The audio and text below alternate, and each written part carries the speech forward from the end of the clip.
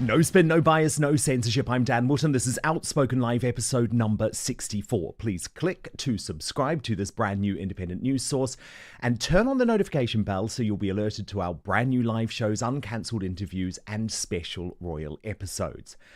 Good news, Outspoken also available as a podcast now, so you can listen to the show every weekday on the go wherever you are. You can subscribe on Spotify, Apple Podcasts or wherever you get your podcasts. I've put the link in the show notes below. Today, a tell-all book is threatening to reveal Keir Starmer's big secret as the MSM remains stunned into silence as they become a big part of this cover-up. But credit to the Daily Mail's Andrew Pearce, who has broken cover to say a bombshell book by Lord Ashcroft, who I had revealed had previously been trying to expose the sensation, has triggered alarm bells at number 10. So in my digest, I'll provide the latest on the scandal the mainstream media knows about, but won't tell you about because I believe you have a right to know.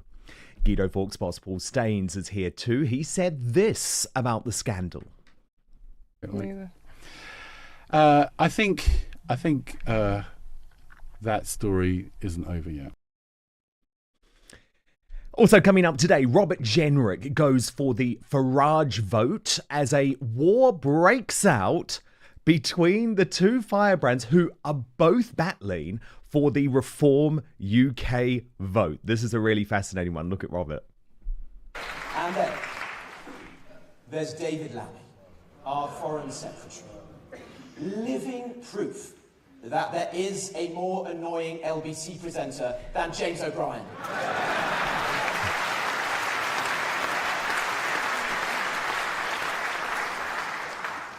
But seriously, friend. It's a good line, but I'll tell you Nigel Farage's response later. Plus, is Dawn Butler engaging in anti-white racism? My skin is my protection, and you, my friend, don't matter, because I am the chosen one, for I am of the first ones. You created a structure that made you seem great, when the simple reality is, it is all fake, because I am the chosen one. Goodness me, Father Calvin Robinson is here later. Cannot wait to see what he thinks about that. Then in the uncancelled after show, Lady Victoria Harvey with the latest on the royals as Prince Harry arrives in Africa to make a bizarre plea to those in power. And you can register to watch on our own website right now, www.outspoken.live. It is a safe space, free of censorship, and your support at just £5 a month gives you 30 minutes of extra content every single weekday and allows me to continue making this independent daily news show. Let's go.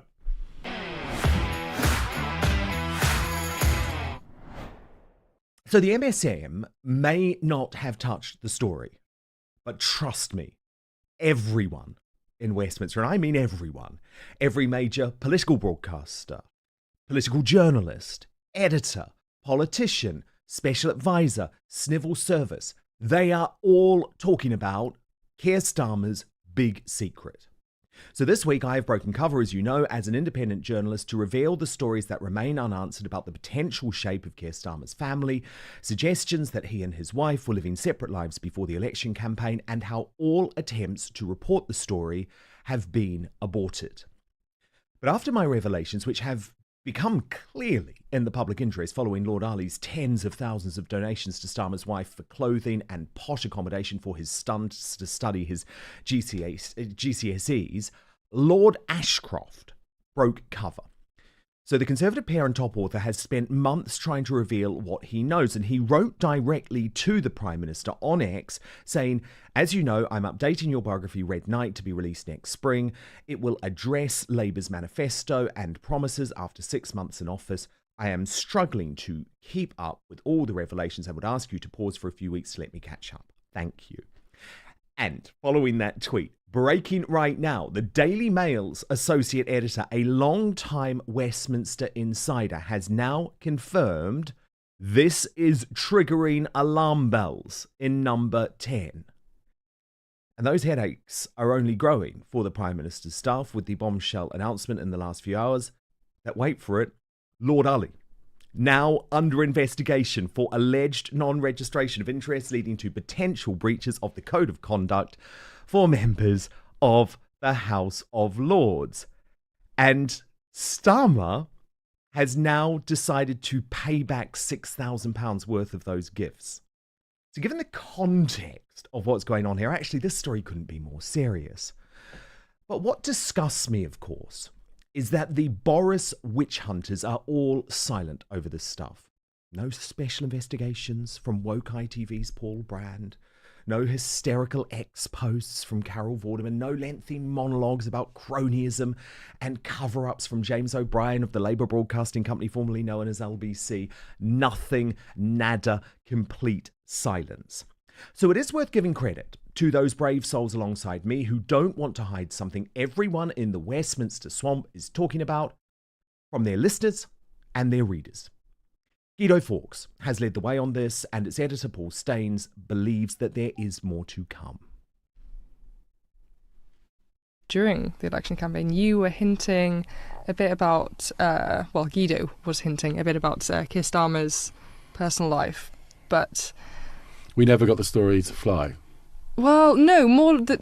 everyone no was one talking else. About it. But no one else was talking about this apart from Guido. Is that because journalists and editors want to stay on the side of the incoming government? Like there was in a bit the of case that, and there was a bit of those type of stories you can never prove. Yeah, unless libel. you've got a photographer outside at night time and in the morning, shall we say? So it's very like hard. I got him. Very hard to stand up.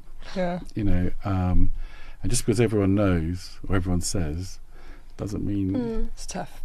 So we tried it from all different angles, and people enjoy, as Lord Leveson said to me, a mosaic of information. Yeah. Could put it together, and I think basically a lot of people knew what the Mail and the Telegraph were getting at when they were saying, "Where's Vicky?" Yeah. and all that kind of stuff. But Where's look, the ring? Truth is, where's the ring? He's still not got it back on. Maybe he's just putting a bit of weight. It happens. Maybe he's following Prince William, who also doesn't wear a ring. Is that true? I don't wear a ring.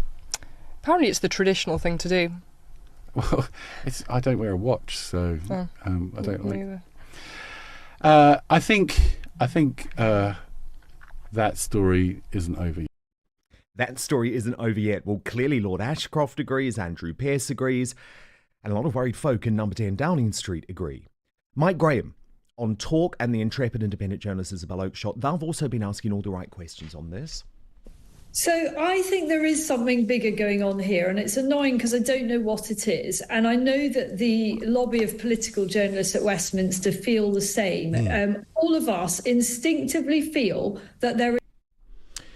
And Jennifer Acuri, who had her career destroyed for an alleged affair with Boris Johnson, she thinks she knows exactly what's going on. I believe there's definitely something very sinister going on, which is why I think whoever does have this story will wait till the opportune moment to make sure that they do the most damage, because it's inevitable. It will come out, whatever this is. Now, I've thought a lot about the story, as you can imagine. I am under all sorts of legal threats. Trust me, they want to shut me up. And I'm clear that who a politician was sleeping with and whether the Prime Minister has a love child should actually be of no interest. But what I cannot accept is a complete two-tier system. And as is always the case, I've been listening very closely to you, the Outspoken family, because if you thought I was on the wrong track here, I would take that very seriously. But actually, it's quite the opposite. 37,000 of you have now voted in my major YouTube poll, and 85% say the public does have a right to know about Keir Starmer's private life. Osbolly wrote to me saying it is most certainly within the public interest that we do know. The problem for him is he's been lying and covering things up which goes against British values. His time is up. Jeff Nod wrote, the Labour left-wing supporting media have always hammered the Conservatives' private lives, so what's good for them is good for Labour. Elia Tone wrote to me to say, since his private life seems to be in sharp contrast to what the Labour Party is supposed to represent, then yes, his private life should be scrutinised in every way that he has chosen to scrutinise ordinary individuals in this country. You cannot have one rule for a select few and another rule for the rest of society, and shouldn't he be leading by example anyway? From Lindsay Mary Davies. It depends what the information actually is. If it reveals something that is strongly negative about his personality, or it affects his policy making, or he's a danger to anyone, or he's done something illegal, then we as victims of his governance has a right to know. And from Ian Hawkes, media bias for all to see. They can never be trusted again to be impartial. It's a dangerous situation for someone to be in. Power with secrets could be open to future blackmail. And I guess for me, that really is the question for the mainstream media. How can you look at your dwindling number of viewers and listeners? How can you look at them in the eye when your coverage of Boris Johnson's private life was quite clearly intrusive, salacious, and designed to destroy his career, but then say Starmer is some sort of protected species? It stinks. And I am here to point out the fact you are all hypocritical client journalists who hide the truth from the people you should be working for. And now, time for today's uncancelled interview.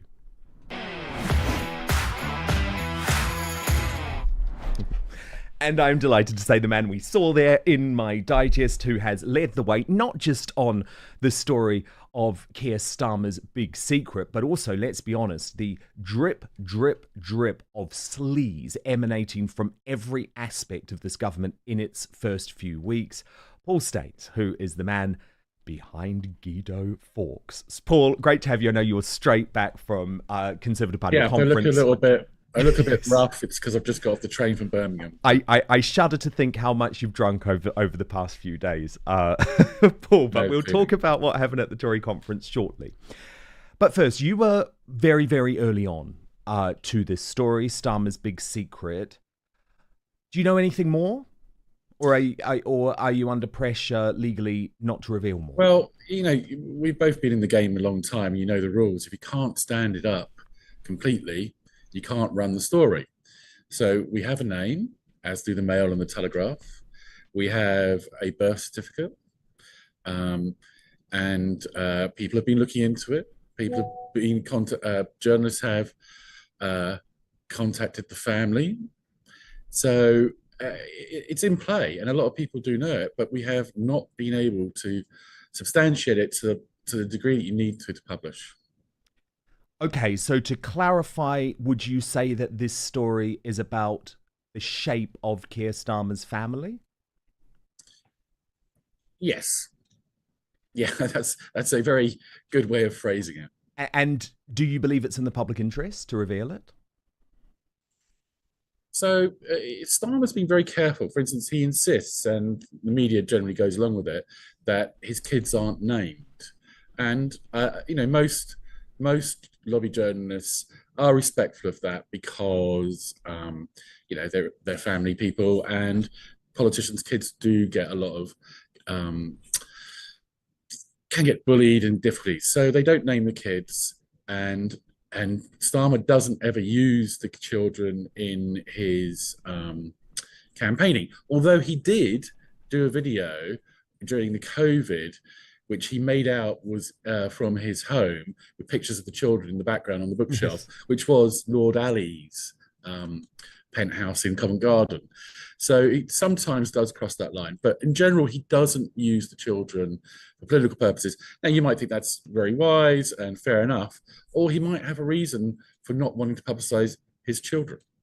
Yeah, I mean, look, I think it's a bit insane that we can be talking about the Prime Minister of this country and the media will argue that they won't name the children. I think that is a bit nuts, to be completely honest. But I guess for me, Paul, it's because I've just lived through all of these years of there being absolutely no respect for Boris Johnson's personal life whatsoever. I mean, you could also argue Boris Johnson has been very private when it comes to his family. He's never put his kids out there in the public domain and desperately begged for those children to be protected. Now, I'm sorry, it was Labour politicians that spent about 4 years using every tiny detail of Boris Johnson's personal life, not only to embarrass him and humiliate him and call him disgusting and make jokes about the number of children that he has. I mean, I can dig all of those up. You remember them. It's all been going on. But also, Paul, to try and make him lose his job as well. I mean, this wasn't just harmless digs about his personal life. It was all about driving him from office. Well, it added to the pressure, but it was basically to smear his character, really. And Boris is always very careful to say, I'm not an angel, and he never discussed his private life. So, the comparison between how the media treated Boris and how they're treating Starmer is quite something, though. So just before we move on to the generalities of this sleaze scandal, just want to clarify a couple of things that you may or may not know. Lord Ashcroft, he's been trying to reveal this, hasn't he, for some time? Yeah, and he does name the children in his book Red Knight. Yes. Which I believe he's got a paperback coming out, which is going to have more editions, the paperback version. He has... He in his book Red Queen, which was about Angelina, he references a story, and this is we dug it out and used it. He references a story about a senior Labour politician putting Labour HQ in a panic because they were worried about a story going to come out about an affair and a love child. Now you can make the inference that you required there. Who would Labour HQ be panicking about during a campaign, having a love child? So that's what really triggered us looking into it, to be honest. Because I guess you'd say people are unlikely to care, Paul, if it was, Pat McFadden or a member of the shadow cabinet. That's not going to panic them, is it? It's not going to panic. It's not going to panic Labour because he's not front and centre of a campaign. With Starmer, it might be different. Okay, very, very, very interesting. And then Andrew Pearce today referring to the publication of that updated book and saying that it has, quote, triggered alarm bells at number 10. So I think we can certainly say, can't we, they're talking about this, they're worried about this, and all the Westminster journalists are talking about this. When we were covering it, when we were sort of shaking the tree a bit before the election, I bumped into a former Labour MP in a pub who knew the story. Who knew exactly what we were getting at, and he just said, "You're not going to make it stick," quite confidently. And I do wonder if the people concerned don't make a comment and don't confirm anything, I think the story can stay buried, frankly. Maybe. I mean, you can imagine how I feel about this, Paul, because last year I was subjected to, as you well know, a complete smear campaign to destroy my career and actually my life based on total lies. And they were complete lies, and they were investigated, and they were proven to be lies. And I always knew they were lies, and I always said they were lies, and I already always told my employers that they were lies. But the mainstream media in the left were quite happy to jump on this story. The Guardian, the Daily Mirror, and I find that bizarre. I mean, at that point, I'm a presenter at GB News. I'm not Prime Minister. No, and I think you did get some apologies, I seem to recall, didn't you? Yes, from the Guardian and the Daily Mirror, just for the record. Yeah.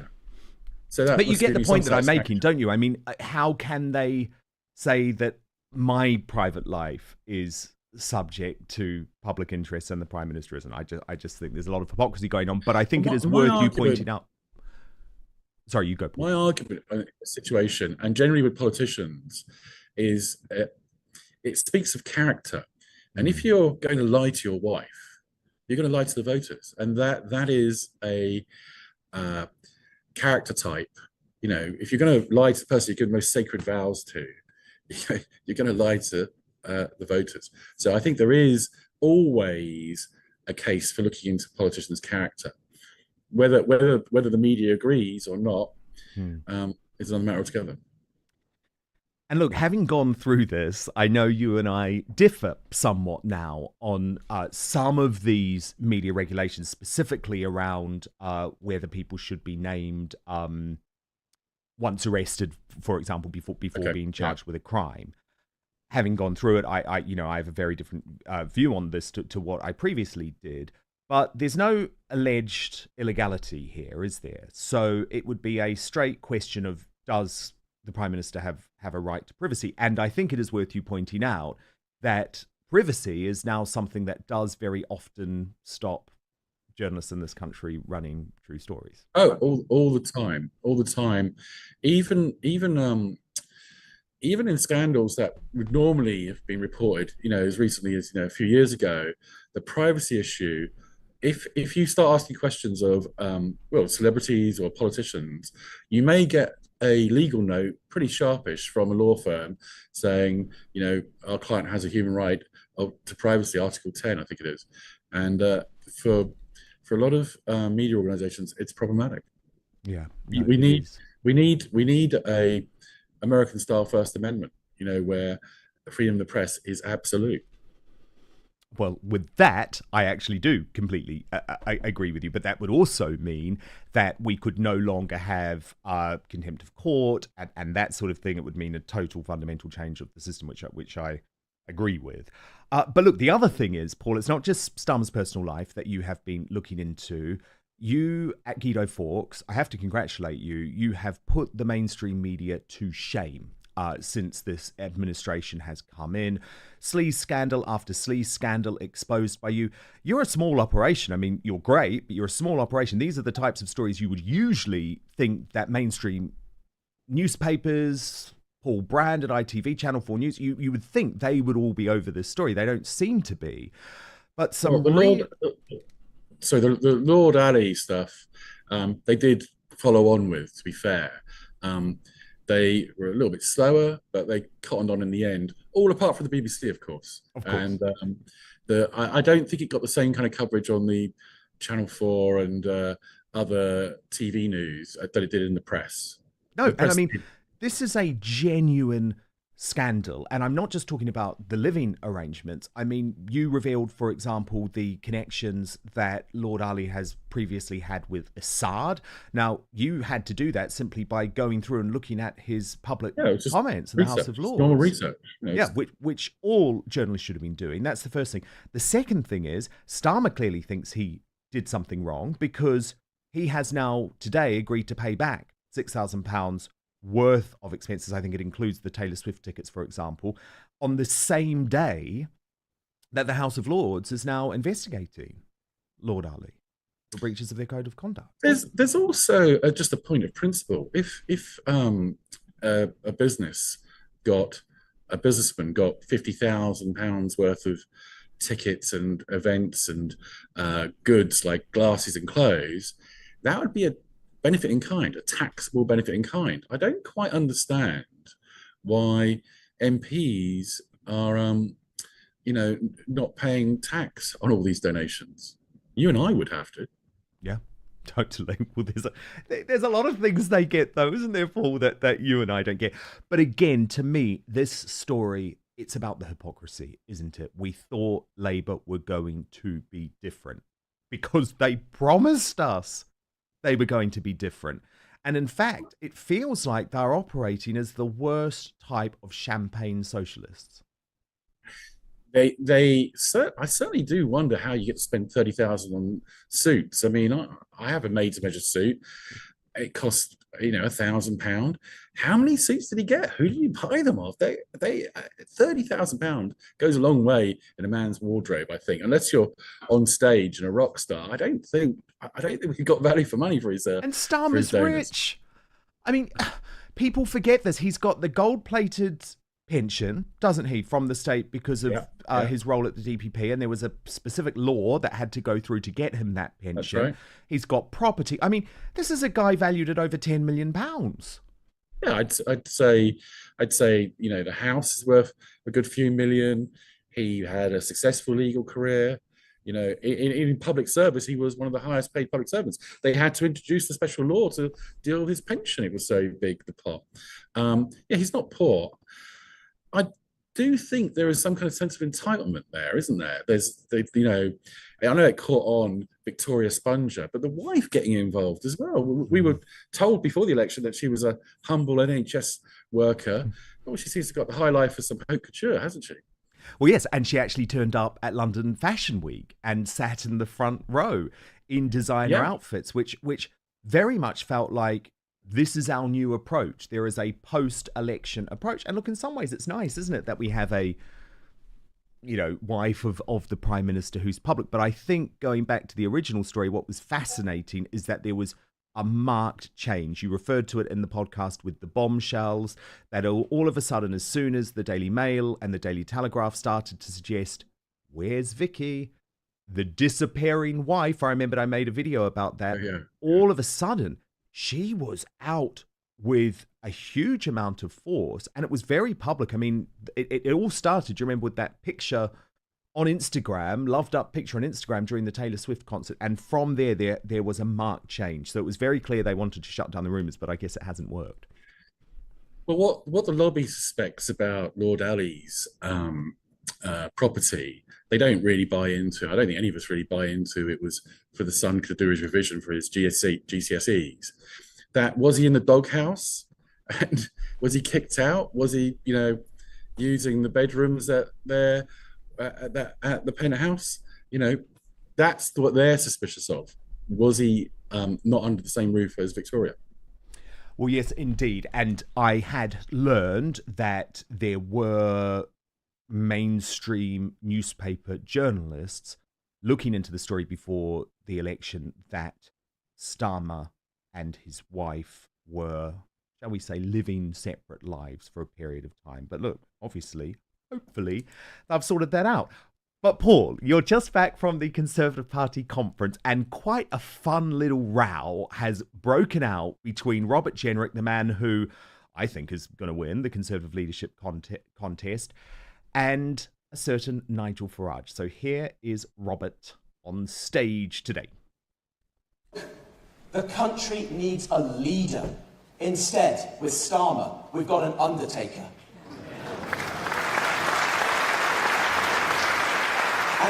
And what about the cabinet? What about our new cabinet? Well, I'm literally complete. Rachel Reeves, as wooden as Pinocchio, and only barely more honest. And then we've got Ed Miliband. Whoever tells you the grown-ups are back in charge, look at Ed Miliband. A Wallace missing his grommet. And then, there's David Lammy, our Foreign Secretary. Living proof that there is a more annoying LBC presenter than James O'Brien.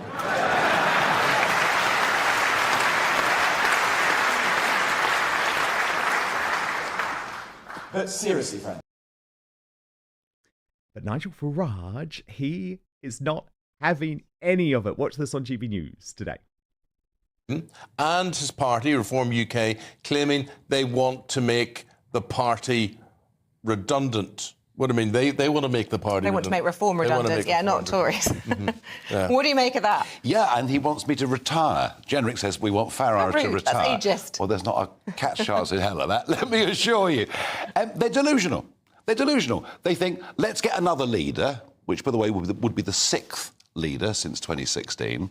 Let's get a new leader, come out with some different policies, and somehow the public will all say, aren't they wonderful? We're going to come back to them. And what they don't understand is it's rather like a relationship. If you keep letting the other side down, in the end, the relationship's broken.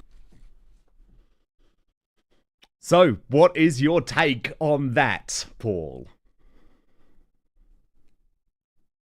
Candidates, the question, what are you going to do about my friend Nigel? And they don't have a realistic answer.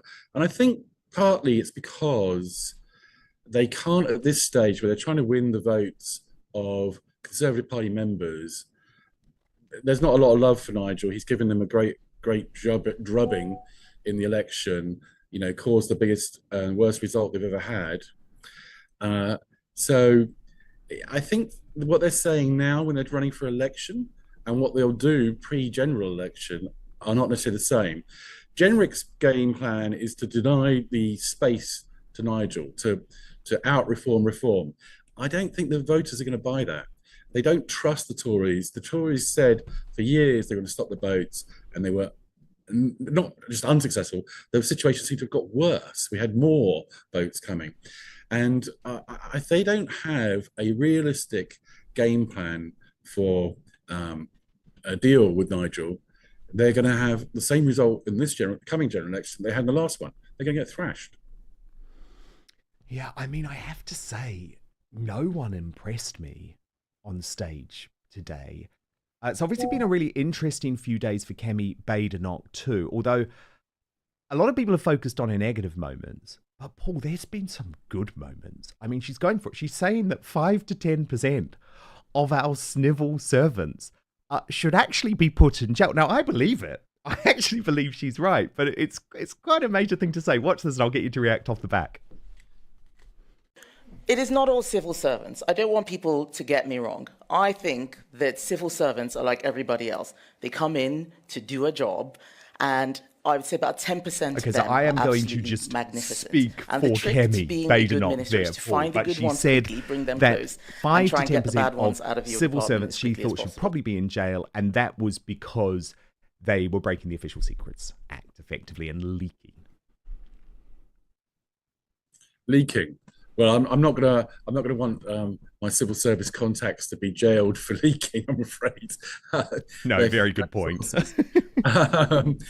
I think a lot of them should be fired because, particularly in the Home Office, they actively frustrated the elected government. They were running the administrative state, as they call it now, was running its own agenda, which was not the government's agenda and not what the voters wanted. We did stories about the private chat rooms that civil servants use, where they're actively frustrating and openly saying that they are frustrating the will of the government. It's a problem that we've got a lot of wokeness in the civil service, and particularly for a Conservative government, it's very difficult. So I think maybe the idea of supposedly neutral civil service has to go, and we'll be like the Americans and have a partisan civil service that changes. So you have people who are aligned with the elected government's viewpoint and policy and manifesto when you have a change of government, and that way you might get some things done. Do you think there's a possibility of a Prime Minister Farage in 2029? Because I know some people say I'm crazy, Paul, but I genuinely do. Well, I think I actually bumped into Nigel's aide when I was coming back from Birmingham. He was going up to watch the football. He's an Aston Villa supporter. And I was having a chat with him.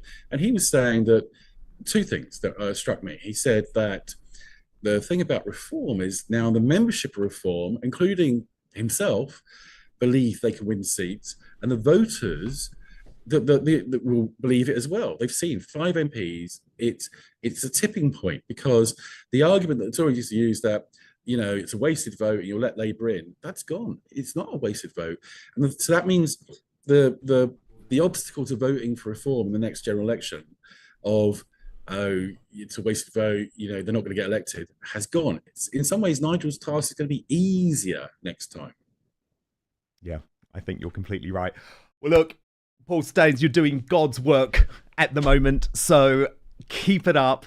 Everyone should check out Guido Fawkes, because actually I think this is going to be an incredible 5 years for you, given the mainstream media's reluctance to hold Labour to account.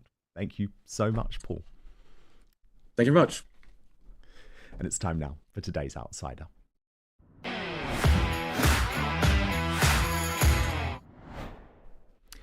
And I'm delighted now to welcome Father Calvin Robinson. Father, goodness me, what do you make of this growing scandal over a mainstream media cover-up relating to Keir Starmer's private life? It's interesting, isn't it? Because we touched on it accidentally in our last episode. I was talking about Keir kissing his wife and how awkward it looked and how it didn't look like a loving couple embracing each other. And I think maybe you misheard me and thought I was talking about someone else. And you said, of course, you're talking about him kissing his wife, not someone else. Keir would not be kissing someone else. So I was like, ooh, where did that come from? But obviously, you were privy to information I was not privy to, Dan. Yeah, no, indeed, Calvin. Goodness gracious me. Yeah, I think I saw Julie Burchill in The Spectator this week, right, that she thought when Keir Starmer kissed his wife, it was about as sincere as Philip Schofield. And I thought, yes, that's a very good comparison. But look, Calvin, you're a man of the cloth. You're a very moral man. We know this, socially conservative. Does it matter what Keir Starmer is getting up to in his private life? It does and it doesn't. So it does matter in that we should expect our leaders to live to a higher standard. We should expect them to be noble and loyal and honourable. And if they do something foul of that, they should resign. This used to be the case. Any politician or even king that was an adulterer would have had to resign in disgrace, actually. So if it turns out that Keir Starmer is an adulterer, I don't think in this modern age anything will come of it. I don't think anyone will care. I don't think he will have to resign. I don't think he'll even apologise publicly at this stage after all of the adultery we've seen from people like Matt Hancock and Boris Johnson over the years. It's just kind of part and parcel of public life now, unfortunately. But I don't think it should be. I think we should hold people to higher expectations. We should say, look, if you're going to lead our country, we want you to lead it in a moral way, in a good way. And if you can't be moral in your home life, how on earth are you going to be moral in your public life? How are you going to be helping our country become a good place when you can't even keep your home as a good place? And the other thing is, Calvin, is what does this mean about the mainstream media too? Because isn't it really important that they're not worried about covering up for a politician? Oh, absolutely. And it'll be interesting to see how this plays out, because if he is doing something wrong, the mainstream media should expose it. But of course, they've wanted him in power for so long now. Are they willing to hold that power to account, or are they complicit in? Are they essentially left-wing activists rather than journalists? We've been saying they are for a long time, but we're about to see actually how many of these journalists are actually journalists, how many of them are professional, how many of them want to investigate and report versus how many of them just want to propagandize and cover things up. And it's the same over here actually. I'm seeing interesting the way that certain stories are not necessarily lied about, but they just won't address them in the first place. And so people won't, on certain channels and in certain newspapers, people won't hear the truth. It won't even be covered up. It will just be silenced. Yeah, no, I know. And Calvin, what you also have to think about as well is, will a politician who is under pressure about the mainstream media not revealing a secret potentially do things to appeal to a particular newspaper or a particular broadcaster in order to keep those things secret? That shouldn't be how it works. I also, by the way, just absolutely hate the fact that everyone in the Westminster swamp is talking about this story, but they don't think the public has a right to know. Not just the mainstream media holding him over a barrel that I'm worried about, it's other politicians. So if other politicians are twisting his arm to get their own way so that they don't expose him, what is he willing to do and compromise on? That's an important question. He is the Prime Minister of our country, for goodness sake. He has a lot of power, a lot of influence. He shouldn't be scurrying around trying to cover up his secret, torrid affairs. He should be out there fighting for the people that he's supposed to represent. But at this stage, who is he supposed to represent? Probably Lord Ali more than you and I.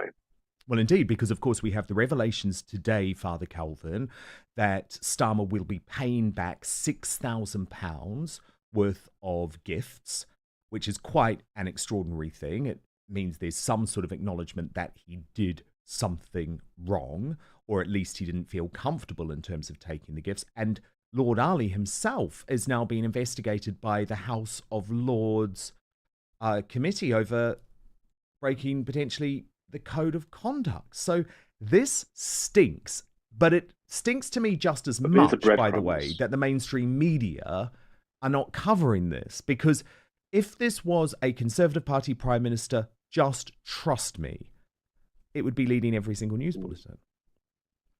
Oh, I tire of the hypocrisy of it all. It's so frustrating. The moment the Tories do anything slightly like this, it's corruption, scandal. The Labour Party do it exactly the same way. It's like, do what? Who gave money to who? Who gave gift to who? I don't know what you're talking about. It's disgusting to see the hypocrisy, both from the politicians and the mainstream media. But I don't buy into what's happening at the moment. This returning of £6,000, £6,000 out of tens of thousands, if not hundreds of thousands, this received so far is nothing. It's to make it look like he's doing something. And the same for the House of Lords Commission, this investigation that they've launched. I mean, the Lords launching an investigation into a Lord, I don't buy it. Nothing will come of it. It's just to say, look, we're looking into this. Something's happening. Honest. They're not very honest, though, are they? No, indeed. I mean, we know the mainstream media in this country has been completely corrupt. What about the Conservative Party leadership contest, Calvin? Robert Jenrick, Nigel Farage going at each other today. Jenrick saying he wants to be able to retire Farage. Farage saying absolutely not, Jenrick, you're a big-time fake.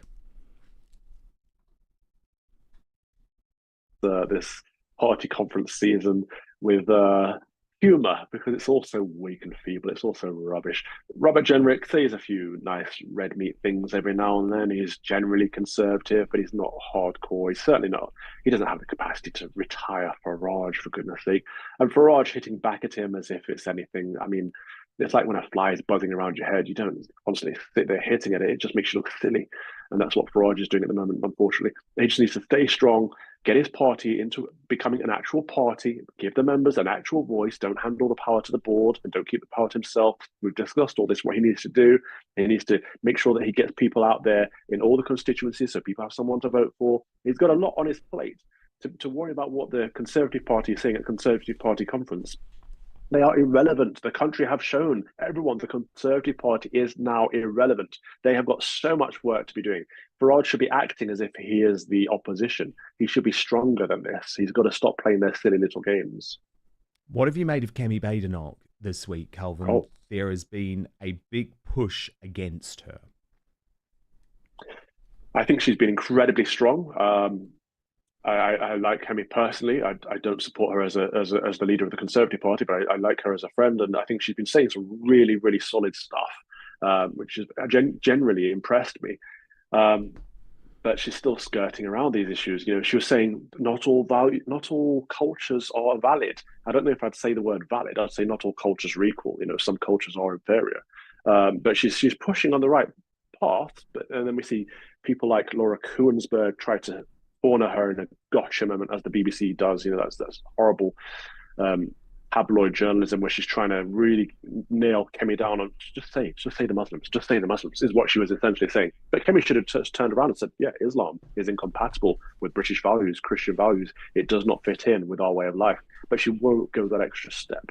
Well done to her for not being baited, but of course she needs to own it and just be forthright with it. But she's been strong. Of the ones that I've seen so far, she's come out strongest this week. Okay, because yeah, she said other cultures. Exactly, other cultures. What cultures is she referring to, Calvin? Because, you know, she's not referring to Hindus, is she? No. And this is something we need to be open and honest about. Hindus and Sikhs have integrated very well into Britain. You know, some of the first migrants were Indian, and then some of the others were West Indian, and that generally speaking, in the 50s and 60s, they integrated very well. But there's been a massive immigration from Islamic countries over the last few years, and they haven't integrated. We've seen areas of London and other major cities that are no-go zones, as Trump called them back in the day and got chastised for. But it turned out to be true that it's a society and a culture that does not integrate with or assimilate with the host. And so when something doesn't assimilate with the host, it tries to take over, and it does that in a hostile way. Islam is not compatible with British values. It shouldn't be a crime to say that. It should be a conversation that people are willing to have. Because if we want Britain to be a great nation, then we want it to be coherent, and we want it to be cohesive. We want everyone living together in harmony, no matter what their religion or their race. And people will be kind of thrown back by that. But England can be multi-ethnic. What it can't be is multicultural. Calvin Robinson, stand by, because speaking of multicultural, Dawn Butler, my fave, she's been accused of anti-white racism. I'm going to show you her extraordinary video and then get reaction from Calvin Robinson in just a moment. But first, all right, guys, it's the best time of year. Football is back. We're talking Premier League in the UK and in the US, NFL Sundays and college football Saturdays. With that comes the glorious grind of fantasy football lineups. This is where your inner manager comes alive, setting the perfect fantasy roster, screaming at your TV and making last-minute waiver moves that either make you a hero or the guy everyone ridicules in the group chat. But listen, while you're over here making sure your fantasy team is dialed in, don't let your personal grooming become the guy that gets left on the bench. Let's be honest, no one wants to fumble their grooming routine. That's where Manscaped's Performance Package 5.0 Ultra comes in, acting as your all-in-one grooming playbook. From keeping things sharp down below with the Lawnmower 5.0 Ultra to taking care of those rogue nose and ear hairs with the Weed Whacker 2.0, this is the lineup that will keep you looking and feeling like a champ on and off the field. It will help you feel clean, confident, and ready to dominate your fantasy league. The Lawnmower 5.0 Ultra Groin and Body Hair Trimmer is the franchise player of your grooming roster with precise trimming capabilities. It's reliant, efficient, and gets the job done without fumbling. Whether it's for date night, a weekend tailgate, or just everyday grooming, this is the tool you want on your squad. No one wants a surprise nose or ear hair making a guest appearance on game day. The Weed Whacker 2.0 handles those details like a pro, keeping you ready and neat. No missed tackles in your grooming game. The Performance Package 5.0 Ultra doesn't stop at grooming essentials, though. 2 free gifts today. The Boxers 2.0 Midnight Bravo and the Shed 2.0 Toiletry Bag. Premium gear to ensure you're always ready for action, whether at home or on the road. So join the over 10 million men worldwide who trust Manscaped and get ready for kickoff by heading over to manscaped.com. Use the code Outspoken for 20% off and free shipping. Trust me, you'll be drafting the real MVP of grooming this season. So 20% off and free shipping using the code Outspoken at manscaped.com. That's 20% off free shipping with the code Outspoken at www.manscaped.com. Stay on top of your grooming game and be ready for anything this season throws your way. And now back to the show. And Dawn Butler has sparked outrage with a video about the so-called global majority. Watch this. Wanted to see me broken, head bowed and tears in my eyes. More fool you, you didn't realise that my strength is powered by your lies. You are the wrong one, the violent one, the weird one, whereas I am the chosen one, because I am of the first ones. You see this skin I'm in, this beautiful mahogany brown, this skin you don't like, I believe. So why you try so hard to achieve by burning yourself in the sun? For me, there's no need, because I am the chosen one, for I am of the first ones. I know I'm black and beautiful, an African freedom fighter. My skin is my protection, and you, my friend, don't matter, because I am the chosen one, for I am of the first ones. You created a structure that made you seem great, when the simple reality is, it is all fake. Because I am the chosen one, for I am of the first one. So you wanted to see me broken, head bowed and tears in my eyes. More for you, you haven't realised. My strength is despite your lies. Calvin Robinson, is that racist? Because if we replaced the word black there with white, don't you have a feeling that we'd be strung up, cancelled, probably arrested, maybe put on the Prevent Terrorism program? Absolutely. That was the first time I've seen that, because Dawn Butler blocked me on Twitter, believe it or not, when she was my parliamentary representative. That's how much these people care about the people they're supposed to represent. That is black superiority. That's black supremacy, which she's preaching there. But it's really, really strange, because it's not even English politics. She's talking about American politics. In fact, she's even showing Kamala Harris in the video. It's this American race politics that she's addressing. It's critical race theory. It has no place in English Parliament. What is she doing? And what's all this about? I am the chosen one. Is she calling herself the Messiah? And she's saying the first race and stuff like that. I mean, there are scientific theories that the human race started in Africa. There are also scientific theories that the human race started elsewhere. This kind of the first race is very strange to hang on to, especially for someone who claims to believe in diversity and claims to want to live in a multi-ethnic, multicultural society. To claim superiority at the same time as that, when she is not the native indigenous race, is very, very aggressive and strange. She called herself an African freedom fighter. Love, go to Africa and fight for freedom then. What are you doing in British politics? I don't understand. No, indeed. And it's really interesting in terms of how you look at this, because Patrick O'Flynn is furious that the BBC isn't covering it as a story, which I think is a really good point. He said, according to the BBC, this black supremacist rant from a sitting MP of the government party isn't a story. Remember, folks, story selection is the biggest bias of all. And he is correct on that, isn't he? Oh, absolutely. Story selection is what we were talking about earlier. They censor news by not addressing it in the first place. But also there's this massive bias. It's absolutely right. If the word black was replaced with white in this poetry or whatever it is that she's done, I mean, first of all, that's cringe. Why is an MP standing up there with, is it rap or I don't even know. But if you replace the word black with white, it would be seen as white superiority. Therefore, it is racist and it should be addressed as such. And a member of parliament putting out racist content should be headline news, but of course it isn't, because it's who is doing it. It's not even about what race she is. It doesn't matter that she's black that she's doing it. It's because she's left wing and she's doing it. I had an article in the newspaper this morning. I think it was in the Independent, when they covered that my case against Professor Kehinde Andrews has been dropped. And in the headline, they said something about, this is the guy that called me a house Negro, but they censored out the word Negro in the same article that they're saying that this word is inoffensive.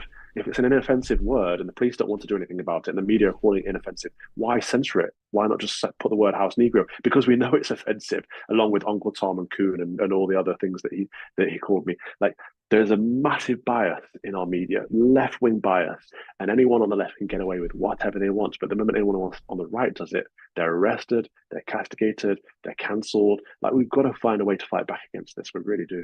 Yeah, well, Melanie McDonough in The Spectator wrote on this. What I think she is saying is that because human civilization originated in Africa and her own ethnic origins are African and more recently Jamaican, she is a cut above the rest of us. Yeah, I mean, it's disgusting. I don't think she is a cut above the rest of us for lots of reasons. I don't think she's the smartest parliamentarian we have. But the fact that she thinks because of her race that makes her superior to everyone else. Well, again, she's not the native indigenous race of Great Britain, and she's serving in the United Kingdom Parliament. Therefore, that's just rude against her host country. If she genuinely thinks that the African race is superior, then go and live on the African continent. But of course, she's not even from Africa. Her family are from the Caribbean. So it's all stupid. It's very foolish.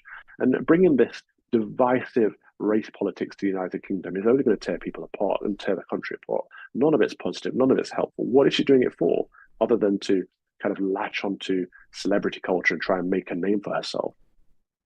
Well, I just think, imagine, Kelvin, if I were to talk about how it's great that the UK is a white majority country. The hypocrisy, all of this always comes down to hypocrisy. It is hypocrisy, but it's even worse than that. I mean, if she thinks she's of some kind of superiority, she should be challenged on that. Okay, in what way are you superior?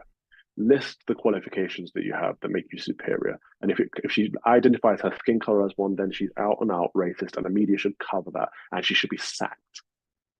But isn't the reality, Kelvin, that she is actually adding to racism? I mean, what I find so sad about things like Black History Month or Pride Month is that they used to be events that were all about, celebrating, everyone can be part of this. And I always felt they were relatively harmless. Actually, was never a big fan, but relatively harmless, a bit of virtue signaling. Now they have become something quite different, Kelvin. It's about driving division. And I think what Dawn Butler doesn't realise is that a lot of folk who do not have a racist bone in her body find what she's doing deeply offensive. And I'm actually really interested in your point of view, Calvin, because, of course, you are half white. Yeah, no, it's true. I think we consider it from that perspective. You know, I'm half black, half white, half black Afro-Caribbean, half white English. I do not believe that half of me is superior to the other half. I don't believe half of me is inferior to the other half.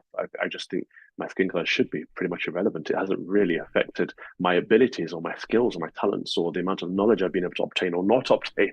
It's not really affected my vocation or my previous careers or jobs. It's not affected my learning or my qualifications and my degrees that I've managed to achieve. It's not affected where I've got in life, or it's not held me back. And to sit there and suggest that all of it comes down to the way we look is just really superficial. It is divisive and it is racist, but I don't understand why. The problem I have with this Labour Party isn't she? Dawn Butler's the same as our Foreign Secretary at the moment. It's like, what is it about these people that their very core, their very essence is an obsession with their melanin, the tan. And she talks in her poem about, you know, you people burn your skin to look like this. I look like this naturally. That's a kind of it's not even snobbery. It's just racism. There's nothing wrong with people who want to get a tan. There's nothing with people that don't want to get a tan and sit under a parasol. Like, you should be able to look however you want to look, but also to some degree you're born that way. And you cannot change your skin color, so it shouldn't affect you. You shouldn't have pride in it, but you shouldn't have shame in it either. But these people that do, like Dawn Butler, that do have pride in it, they are stirring and stoking racism in a country that hasn't really had a major problem with racism in a long, long time. No, and we're not a systemically racist country. Of course, there is racism, just like there is any form of prejudice in society against a whole load of people. But this is not a systemically racist country. But do you know the thing that I think more than anything, Calvin? I'm pretty sure you're going to agree with me on this, actually. Aren't these hard leftists just the biggest bores in the world?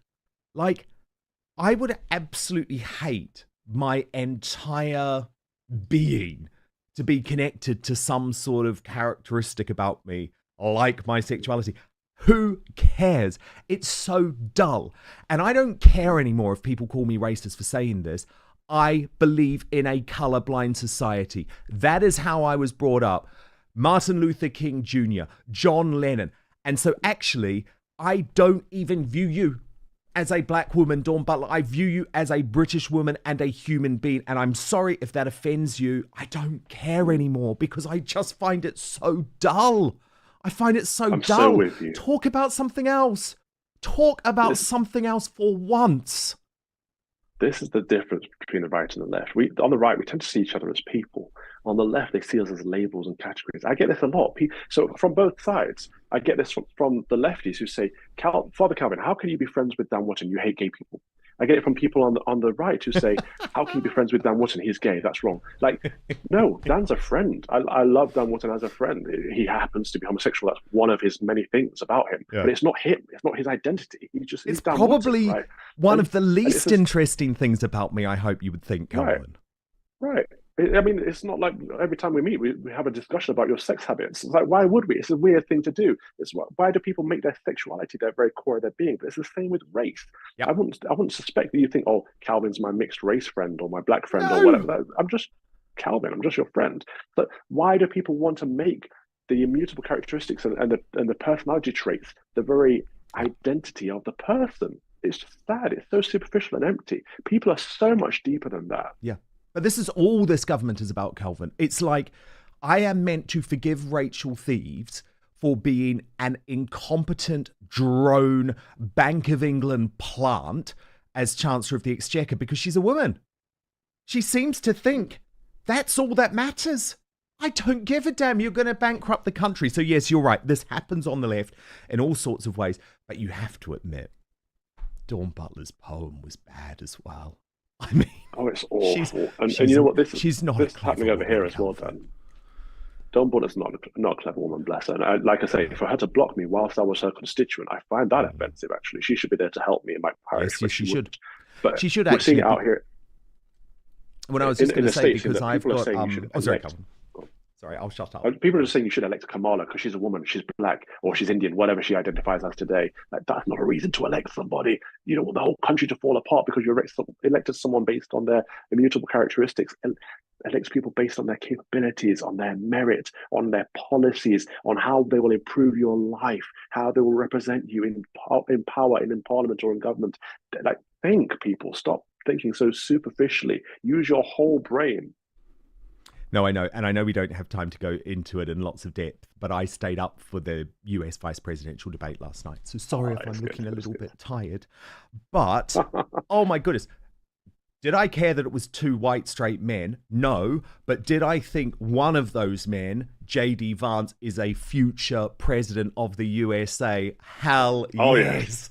Wasn't it brilliant? And what's so good is I actually flicked to CNN after the debate because I thought, how are they going to try and shame this guy? Because they hate him. You know, they hate everything about J.D. Vance.